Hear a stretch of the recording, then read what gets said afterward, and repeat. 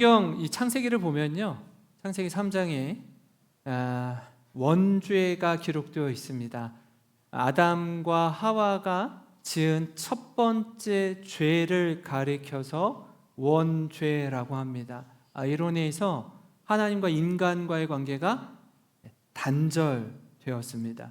로마서 3장 23절에 이렇게 써 있습니다. 모든 사람이 죄를 범하였음에 하나님의 영광에 이르지 못하더니. 그러니까 죄가 우리를 다스리면서부터 우리는 기회 있는 대로 하나님을 떠나려고 합니다. 하나님 없이도 살 수 있습니다. 하나님 없이 우리 스스로 홀로 서게 할 수 있습니다. 라는 그런 마음 깊숙한 곳에 본성이 있습니다. 그러니까 우리 하나님 자꾸 떠나려고 하는데, 그럼에도 불구하고 하나님은 우리를 긍휼히 여겨주셔요. 어떻게 해서든지 이런 죄 가운데 있는 우리를 구원하시고자 합니다. 그 증거, 그 사랑이 뭐로 나타나죠?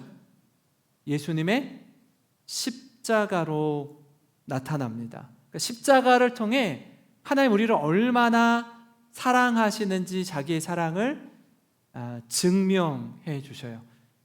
우리 청년들 좀 기억할 말씀인데, 그게 뭐냐면 로마서 5장 6절, 5장 8절, 5장 10절입니다. 6절, 8절, 10절인데 이게 왜 중요한 말씀인지 함께 좀 같이 살펴보려고 하는데요. 먼저 그것부터 보겠습니다. 일단 6절입니다. 같이 읽어볼까요? 6절. 우리가 아직 연약할 때에 기약대로 그리스도께서 경건하지 않은 자를 위하여 죽으셨도다. 아직 어떨 때예요? 연약할 때. 그러니까 우리가 강할 때, 힘이 있을 때, 능력이 있을 때 우리를 위하여 예수님이 죽으신 것이 아니라 여전히 약한 가운데 있을 때 죽으셨다라고 말씀해요. 8절입니다. 같이 시작. 우리가 아직 죄인 되었을 때에 그리스도께서 우리를 위하여 죽으심으로 하나님께서 우리에 대한 자기의 사랑을 확증하셨느니라. 우리가 아직 의인일 때요? 아니, 죄인일 때요. 죄 가운데 머물러 있고 계속해서 죄를 짓고 있고 하나님을 대적하고 있을 때 그리스도께서 우리를 위하여 죽으셨다라고 얘기해요. 하나님이 우리에게 얘들아 내가 너를 이만큼 사랑한다라고 말씀해 주세요. 마지막으로 10절입니다. 같이 읽습니다. 시작. 곧 우리가 원수 되었을 때에 그의 아들의 죽으심으로 말미암아 하나님과 화목하게 되었은즉 화목하게 된 자로서는 더욱 그의 살아나심으로 말미암아 구원을 받을 것이니라. 아멘. 아멘. 우리가 어떤 때요? 하나님과의 관계가 원수 되었을 때, 연약할 때, 아직 죄인일 때, 심지어 원수 되었을 때 누가 죽으셨다고요? 예수님이 우리를 위하여 죽으셨다고요. 그게 하나님의 사랑입니다. 에베소서 2장 4절 5절 말씀 한번 같이 읽겠습니다. 시작. 긍휼이 풍성하신 하나님이 우리를 사랑하신 그 큰 사랑을 인하여 허물로 죽은 우리를 그리스도와 함께 살리셨고 너희는 은혜로 구원을 받은 것이라. 믿습니까? 은혜로 구원을 받았다라고 해요. 예수님이 우리를 위하여 죽으셨을 뿐 아니라 허물로 죽은 우리를 그리스도와 함께 살리셨대요. 그게 은혜인 줄 믿습니다. 성경을 통해 확인하는 건 뭐냐면 내가 똑똑해서, 내가 뛰어나서, 내가 남들보다 부유해서, 잘나서, 얼굴이 잘생겨서, 키가 커서 구원한 것이 아니라 아직 연약할 때에, 죄인 되었을 때에, 심지어 원수 되었을 때에, 바로 그때 예수님이 우리를 구원하시기 위해 죽으셨다라는 거예요. 그러나 오늘 본문은 이 크신 하나님의 사랑에도 불구하고 인간의 교만과 죄가 어떻게 나타나는지 그대로 보여주고 있습니다. 죄의 핵심이 뭔가 깊이 파고 들어가 보면요, 죄가 가진 놀라운 특징이 하나 있습니다. 공통점이 하나 있어요. 뭐냐면 피조물, 지음을 받은 존재가 조물주, 우리를 지으신 하나님과 같이 되려고 한다라는 거예요. 그게 죄의 근본적인 원인이요 이유입니다. 피조물인 사람이 조물주인 하나님처럼 되려고 해요. 선악과를 먹은 이유도 이겁니다. 그죠? 뱀이 하와를 유혹할 때 뭘로 유혹하죠? 이거 먹으면 죽지 않아. 이거 먹으면 어떻게 된대요? 너희 눈이 밝아져서 하나님과 같이 될 거야. 선악과를 먹으면 너희 눈이 밝아져서 하나님과 같이 될 거야 라고 얘기해요. 오늘 시나이 평지에서 바벨탑을 쌓는 저들의 속마음도 마찬가지입니다. 성읍과 탑을 건설해서 탑 꼭대기를 하늘에 닿을 만큼 쌓자라고 이야기하죠. 그 이유가 뭐죠? 그렇게 해서 뭐 하려고? 탑 쌓아서 뭐 하려고요? 자기 이름을 내려고. 자기 이름을 내려고. 그렇게 똘똘 뭉쳐서 흩어지지 않으려고 합니다. 어떻게 보면요, 뭐 그럴 수 있는 거 아니야? 라고 생각할 수 있어요. 한편으로는 동의가 되고 오늘날 시대를 볼 때도 어느 정도 일리가 있습니다. 우리나라에서 가장 높은 빌딩이 뭐죠? 우리나라에서 가장 높은 빌딩이 제가 어렸을 때는 63 빌딩이었어요. 지금은? 저 63 빌딩 초등학교 5학년 때 이렇게 봄 소풍으로 갔는데 지금은 롯데 타워죠. 123층입니다. 123층. 63 빌딩의 2배 정도 높이가 되죠. 그게 한 3번째인가 5번째로 높다고 그래요. 세계에서 가장 높은 빌딩이 뭐예요? 세계에서 가장 높은 빌딩. 두바이에 가면 부르즈 칼리파라고 있습니다. 원래 이 높이가 어느 정도냐면 828m라고 828m 163층 높이인데요. 이게 첨탑 저 끄트머리에 있는 저 최고 꼭대기까지 층으로 치면은 209층이라고 합니다. 209층. 한 5년 6년 걸려서 지었는데요. 시공사가 삼성물산, 베식스, 아랍테크. 이 삼성물산에서 지은 세계에서 제일 높은 빌딩이에요.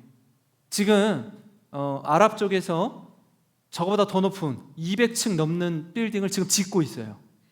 그러니까 사람의 욕심이 이 중동 쪽은요 석유 오일머니가 많기 때문에 끊임없이 1등을 하려고 해요. 뭐든지 무슨 일이든지. 원래 이름은요 저 빌딩의 이름은 부르즈 두바이라고 지으려고 했어요. 근데 짓다 보니까 돈이 모자라. 현금이 모자르니까 어떻게 하죠? 파산, 이게 모라토리엄이라고 하는데 지금은 돈이 없어 나중에 갚을게. 이게 모라토리엄 선언이에요. 그렇게 선언하자 아랍에미리트의 왕인 그 왕이 돈 얼마 필요해? 내가 대줄게 하고서 그 돈을 다 대줘서 이걸 짓는 거예요. 그래서 원래 부르즈 두바이라고 지으려고 했던 빌딩의 이름이 그 돈을 대준 아랍에미리트의 왕의 이름을 따서 그 이름이 칼리파 어쩌고 저쩌고 이렇게거든요. 그래서 그러면 당신이 이거 부도날 뻔한 이거를 지어줬으니 당신의 이름을 넣어줄게요. 그래서 이름을 부르즈 칼리파라고 지은 거예요. 그 사람의 이름을 넣어준 거예요. 그럼 보세요. 바벨탑도 어떻게 해요? 높이 세워서 자기의 이름을 나타나게 하려고 하죠. 사람들이 높이 쌓는 이유가 뭐예요? 자기 이름을 나타내게 하기 위해서 그래요. 그러니까 하나님이 우리를 창조하신 목적과 결을 달리하는 거예요. 모여. 흩어지면 안 돼. 모여. 하나님이 창세기 1장 28절에 어떻게 우리에게 복을 주시며 말씀하시는가 하면 이렇게 말씀합니다. 하나님이 그들에게 복을 주시며 하나님이 그들에게 이르시되 생육하고 번성하여 땅에 충만하라. 땅을 정복하라. 바다의 물고기와 하늘의 새와 땅에 움직이는 모든 생물을 다스리라 하시니라. 하나님이 복을 주셔요. 복을. 어떤 복이죠? 생육하고 번성하는 복입니다. 땅에 충만해지는 복이에요. 지금 우리가 사실 좋은 세상에서 발달한 세상, 과학과 의술이 발달한 세상에서 지내고 있지만 살고 있는 우리들은 굉장히 힘들어해요. 근데 우리 할머니, 할아버지 세대는 훨씬 힘들었죠. 전후 세대는. 그럼에도 불구하고 그분들은 자녀를 많이 낳았어요. 왜 많이 낳았나 생각해 봤더니 자녀들이 어릴 때 죽는 게 병을 알아서 죽는 경우가 너무 많았대요. 그러니까 여러 명을 낳아야 그 중에 몇 명은 죽고 몇 명은 이렇게 장성할 수 있거든요. 지금은 낳지 않죠. 지금 모든 걸 경제 논리로 보기 때문에 자녀를 하나를 낳아서 키우는 그 비용이, 양육비, 교육비가 상당하다라고 부담을 느끼기 때문에도 안 낳는 가정들이 너무나 많이 있습니다. 결혼 자체를 안 하는 경우도 있어요. 비혼주의라고 하죠. 결혼 안 해. 그렇지만 성적으로는 자유분방하게 사는 청년들이 많아졌어요. 나만 누리면 돼. 쾌 세라 세라. 무슨 뜻이에요? 무슨 뜻이에요? 될 대로 되라. 내 마음대로 살겠다라는 거예요. 흩어져라, 충만해져라 라고 하는데 흩어지지 않고 모여서 탑을 쌓는 거예요. 하늘에 닿을 만큼 높이 쌓으려고 합니다. 선악과를 먹은 이유도, 탑을 쌓는 이유는 하나입니다. 하나님께 도전하는 거예요. 결국 하나님과 같이 되려고 하는 겁니다.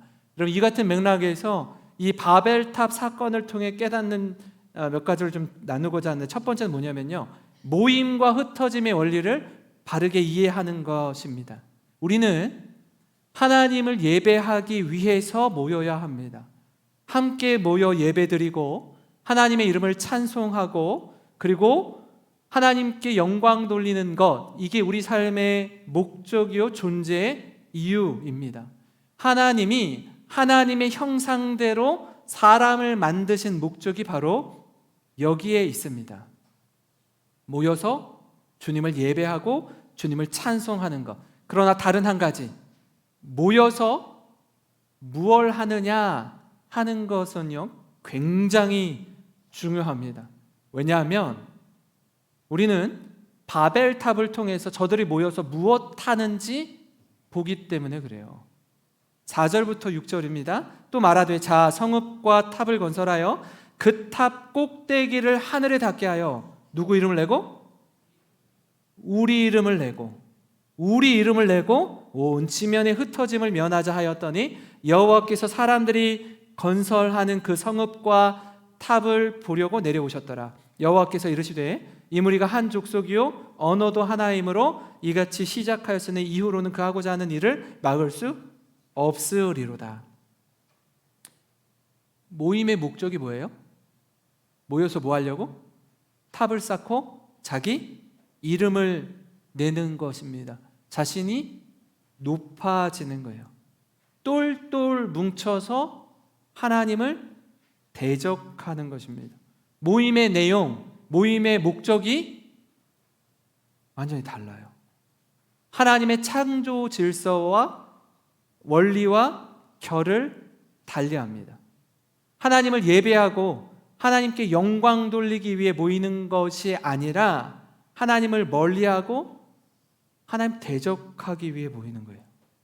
여러분, 이 얼마나 어리석고 안타까운 모습입니까? 누구보다 하나님이 저들의 마음을 아셔. 무슨 계획과 의도를 가지고 모여서 탑을 쌓는지 알고 계셨습니다. 그래서 하나님은 어떻게 하시죠? 흩으십니다. 저들을 흩으셔요. 7절 8절에 한번 같이 읽어보겠습니다. 시작. 자, 우리가 내려가서 거기서 그들의 언어를 못하게 하자 하시고 여호와께서 거기서 그들을 온 지면에 흩으셨으므로 그들이 그 도시를 건설하기를 그쳤더라. 아멘. 그동안 탑을 탑을 쌓는데 너무나 잘 되었던 소통이 어느 순간 되지 않는 거예요. 일이 더디고 도통 일이 손에 잡히지 않는 겁니다.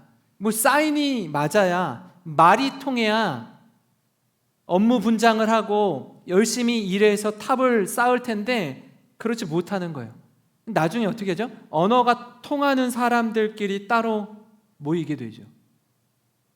탑을 쌓다가 중간에 미완의 도시로 바벨은 남게 됩니다. 사랑하는 우리 청년 여러분 바벨탑 사건을 통해서 우리는요, 이 모임과 흩어짐의 원리를 바르게 이해합니다. 그러니까 모이는 거 너무 중요해요. 그러나 왜 모이는지, 모임의 목적과 이유가 무엇인지 확인하고 또 확인해야 합니다. 바라기는 우리 모든 청년들, 우리 모든 성도님들 하나님을 예배하고 하나님께 영광 돌리는 교회로 모이고 그런 성도와 공동체가 되시기를 주님의 이름으로 축원합니다. 바벨탑 사건을 통해 깨닫는 다른 한 가지를 좀 살펴보려고 하는데요, 이 흩어짐을 통해서 하나님의 보호 아래 거하는 것입니다. 우리가 앞서 살펴본 것처럼 우리는 모이기에 힘써야 돼요. 모이기에 힘써야 합니다. 그러나 동시에 흩어지기에도 힘써야 됩니다. 이 두 가지 성경적 원리를 바르게 이해하고 적용할 때 교회뿐만이 아니에요. 가정도 그렇고 사회도 그렇고 어떤 곳이든 건강한 공동체로 설 수가 있습니다. 하나님은 우리가 지금 다윗 이야기를 나누고 있는데 하나님은 외모를 보시지 않고 뭘 보신다고 하죠? 중심을 보신다고 하잖아요. 그러니까 하나님은 사람의 마음을 보세요. 그 동기를 보시는 거예요.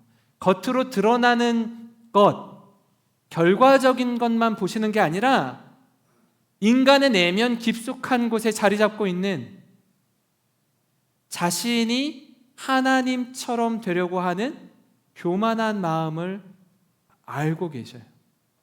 끝간데 모르고 계속해서 탑을 쌓는 인간의 욕망을 알고 계십니다. 그러니까 피조물인 우리가요, 조물주인 하나님처럼 되려는 마음을 하나님이 아셔요. 그래서 저들의 언어를 혼잡하게 하셔서 온 지면에 어떻게 해요? 흩으시는 거예요. 흩으시는 거예요. 9절을 한번 같이 읽어보겠습니다. 9절 같이 읽습니다. 시작. 그러므로 그 이름을 바벨이라 하니 이는 여호와께서 거기서 온 땅의 언어를 혼잡하게 하셨음이니라. 여호와께서 거기서 그들을 온 지면에 흩으셨더라. 아멘. 사람과 사람 사이에서 소통이요, 너무 중요합니다. 소통이 안 되어서 어려움을 겪는 경우가 많아요. 남녀가 만나서 이성교제하고 결혼하고 가정을 이루잖아요. 네, 얼마 못 가서 헤어지는 가정들, 깨어지는 가정들이 있습니다. 그분들이 왜 헤어지세요? 라고 물어보면은 10중 8구 대답이 뭐냐면 성격 차이, 성격이 안 맞아요. 소통이 안 돼요. 말이 안 통해요. 난 이렇게 말하면 엉뚱한 말을 해요. 부부 간에, 부모 자녀 간에도 마찬가지입니다. 직장 동료 간에도 그래요. 분명히 이야기는 나누는데 말이 안 통해요. 너무 힘들어하는 거예요.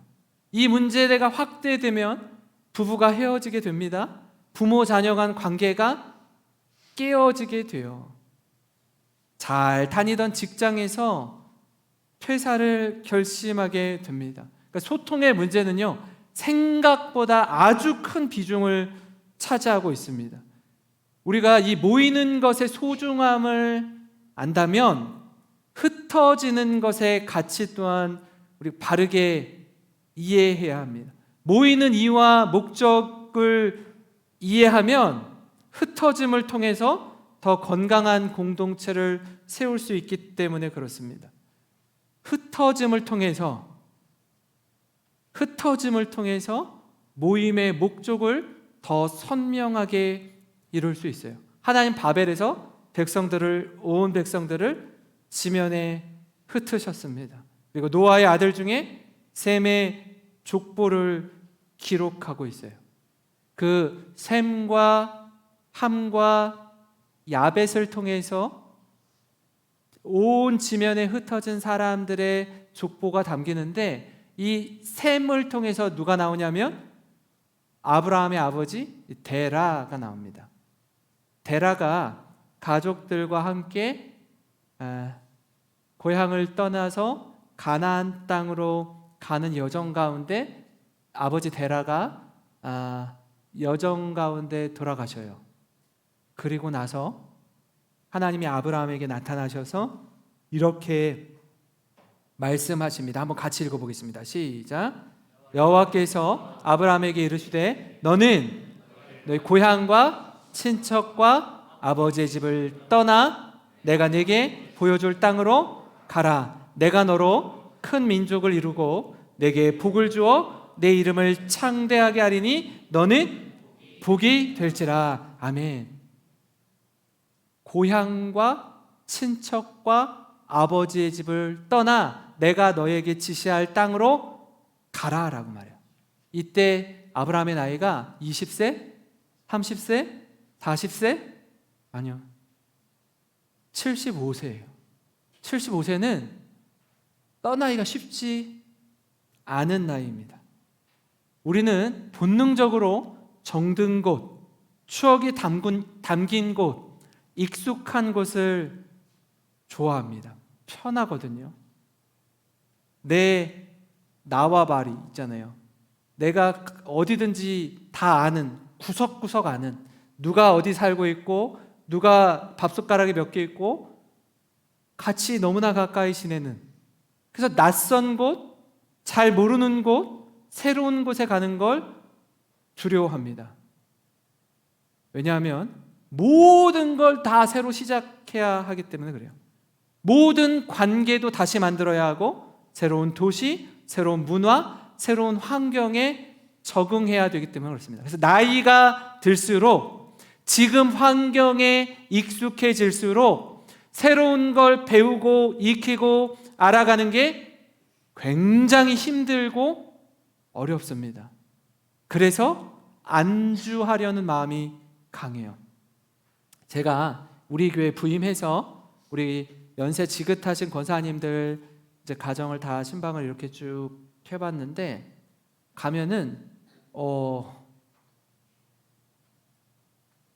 집이 굉장히 오래된 집들이 많이 있어요.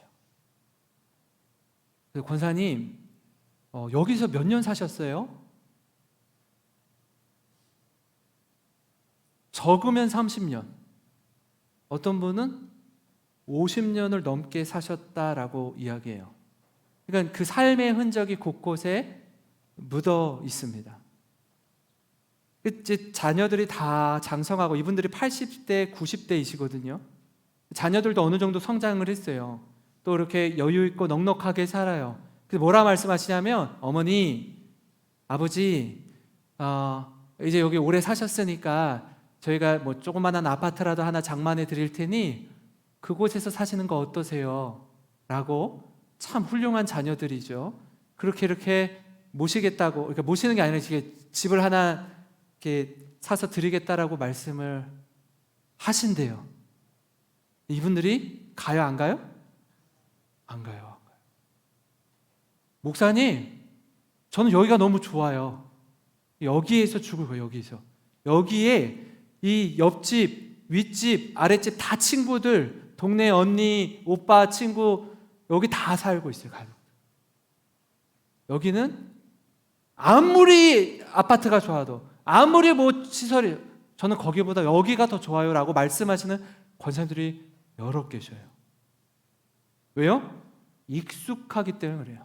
편하기 때문에 그래요. 정들었기 때문에 그렇습니다. 그게요, 인간의 본능이요, 본성입니다. 근데 하나님 지금 어떻게 해요? 아브라함을 부르셔서 너의 고향과 친척과 아버지의 집을 어떻게 하라고요? 떠나라는 거예요. 떠나라. 내가 너에게 보여줄 땅으로 가라라고 말씀합니다. 아직 보여주지 않았어요. 어디로 가야 되는지 몰라요. 막막하고 막연하고 두려움이 찾아옵니다. 그런 가운데 가라고 하니까 그냥 가는 거예요. 따라가는. 12장 4절 5절을 보면 이렇습니다. 이 아브라함이 뭘 따라갔고? 여호와의 말씀을 따라갔고, 롯도 그와 함께 갔으며, 아브라함이 하란을 떠날 때 몇 세였더라? 75세였더라. 75세였더라. 아브라함이 그의 아내 사레와 조카 롯과 하란에서 모은 모든 소유와 얻은 사람들을 이끌고 가나안 땅으로 가려고 떠나서, 여기서 중요한 게 있어요. 떠나서 어떻게 해요? 마침내 어떻게 했대요? 가나안 땅에 들어갔더라. 가나안 땅으로 떠날 때 아브라함 나이가 75세입니다. 적지 않은 나이였습니다. 뭔가 새롭게 시작하고 도전하기엔 나이가 많아요. 근데 아브라함이 조카 롯과 아내와 모든 소유와 종들을 데리고 떠납니다. 마침내 가나안 땅에 들어와요. 저는 이 말씀이 딱 와닿더라고요. 정든 고향을 떠날 수 있어요. 출발해서 가나안으로 가는 여정 가운데 사람 마음이요, 여러분, 아침 저녁으로 마음이 달라질 수 있습니다. 괜히 떠난 거 아닌가? 고향에 있을 걸 그랬나? 복잡한 생각이 하루에도 12번이 넘게 더 드는 거예요. 아내나 조카나 따르는 종들이나 이런저런 생각을 아브라함에게 말할 때마다 마음이 흔들릴 수 있습니다. 그러나 아브라함은 마침내 가나안 땅에 들어갑니다. 여러 가지 변수가 있고 마음이 달라질 수 있는 상황에서 마침내 가나안 땅에 들어가요. 그럴 수 있는 이유가 있었어요. 뭘 따라갔기 때문에?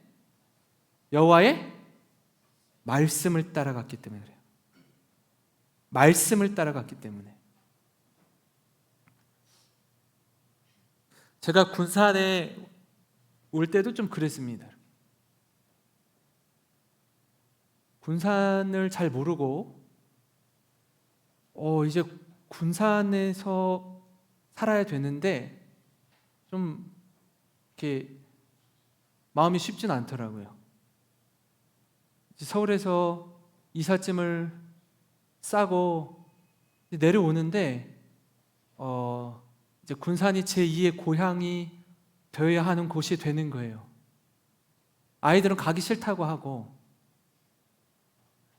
가서 이제 살아야 되는데, 처음에 딱 와서요, 집에서 한 달, 두 달 이렇게 아파트에서 교회를 왔다 갔다 하면서 이렇게 지냈는데 무슨 느낌이었냐면 제주도 한 달 살기 온 그런 느낌 있잖아요. 여기 너무 어색한 거예요. 여기가 다 여기 익숙하지 않는 거예요. 정말 낯선 곳에 와서 밤하늘에 또 별은 잘 보이더라고요. 별을 볼 때마다 하나님, 제가 여기 온 게 맞나요? 그리고 여기서 또 이제 얼마 안 있다가 또 어디 가는 거 아닌가? 좀 막 생각이 복잡한 거예요. 여기 이렇게 뿌리를 내려야 되는데 마음이 쉽지 않더라고요. 근데 하나님, 제가 여기 누가 있는 아는 사람도 없고 연고도 없고 친척도 없고 생전 태어나서 처음 와봤는데 제가 여기 온 이유는 하나님의 약속의 말씀을 따라왔습니다. 이곳을 제2의 고향으로 삼고 여기서 살겠습니다. 아무것도 보이는 게 없고 손에 잡히는 게 하나 없지만 내가 너로 큰 민족을 이루고 복을 주어서 내 이름을 창대하게 하리겠다는 그 약속의 말씀을 붙들고 나아갔던 그 아브라함. 이 아브라함은요, 하나님의 말씀처럼, 하나님의 약속처럼 그는 복이 됩니다. 너는 복이 될지라라고 얘기해요. 복덩어리가 되는 거예요. 사랑하는 우리 청년 여러분, 꿈을 꾸시기 바랍니다. 그 꿈은 나로부터 시작되는 꿈이 아닌 하나님이 여러분에게 주시는 꿈인 줄 믿습니다. 하나님의 꿈을 꾸고 하나님의 꿈을 이루는 청년들 되시기를 간절히 소망합니다. 꿈꾸게 하시는 하나님이 반드시 그 꿈을 성취하게 하십니다. 요셉을 보세요. 요셉의 꿈을 하나님이 어떻게 성취하시는지 우리 기억하죠. 성취의 과정이 쉽지 않아요. 애굽의 종으로 팔려도 가고요, 감옥 안에 죄수로 사는 시간들도 있습니다. 과정이 만만하지 않은 여정이에요. 그러나 하나님 놀라운 은혜 가운데 요셉의 꿈은 성취되었습니다.